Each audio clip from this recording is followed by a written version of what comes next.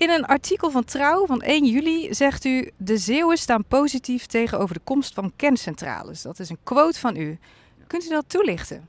Ja, absoluut. Met eigenlijk de komst van een nieuw kabinet is er gezegd, we willen eigenlijk gaan voor 4 kerncentrales in Nederland. De eerste 2 liep al een onderzoek en daar kwam eigenlijk Borselen in beeld.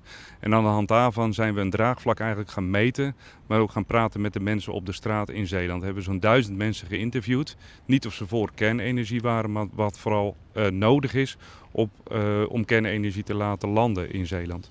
Je hebt dan ook, heb je het over lasten, maar zeker ook over de lusten. En er kwamen een aantal onderwerpen naar voren op het gebied van veiligheid, landschappelijke inpassing, economie, leefbaarheid. En dat zijn de onderwerpen die we ook benoemd hebben in het voorwaardenpakket. Maar we weten ook dat uit andere onderzoeken blijkt dat de Zeeuwen eigenlijk al vertrouwd zijn met kernenergie. We hebben al sinds de jaren 60 een kerncentrale in Borselen, we slaan kernafval op.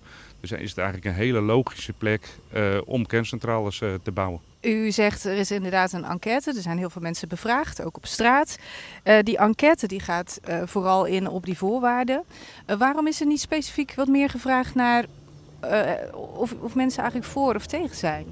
Ja, dat is echt aan het huidige kabinet. Die gaat over waar de kerncentrales komen. Toen was het een gebied, kwamen eigenlijk 7 locaties naar voren toe. En wij gaan over hoe ze geplaatst kunnen worden. En dat is eigenlijk een opdracht die we als provincies, maar ook als gemeentes oppakken met een voorwaardenpakket. Dus het kabinet kiest waar ze komen en wij kiezen hoe. Maar goed, u stelt toch er is draagvlak.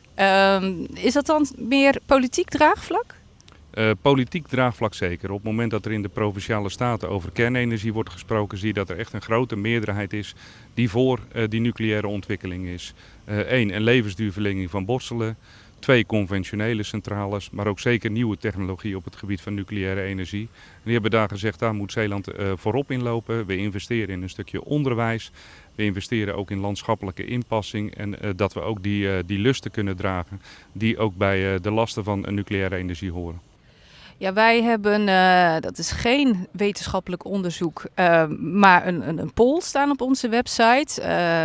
Die website wordt echt wel veelvuldig bezocht door heel veel Zeeuws-Vlamingen.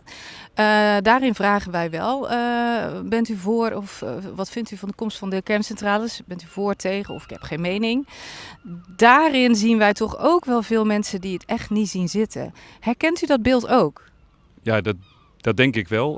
Kijk, als je daar op straat over praat, dan is het heel wat anders dan echt ook in de politiek. Dus ik ga dit gesprek ook aan. Ik ben ook in IJsendijken geweest. En ook als je naar de Paulinapolder bezoekt of op de Mosselbanken bent, dan snap ik dat men daar heel anders tegenaan kijkt.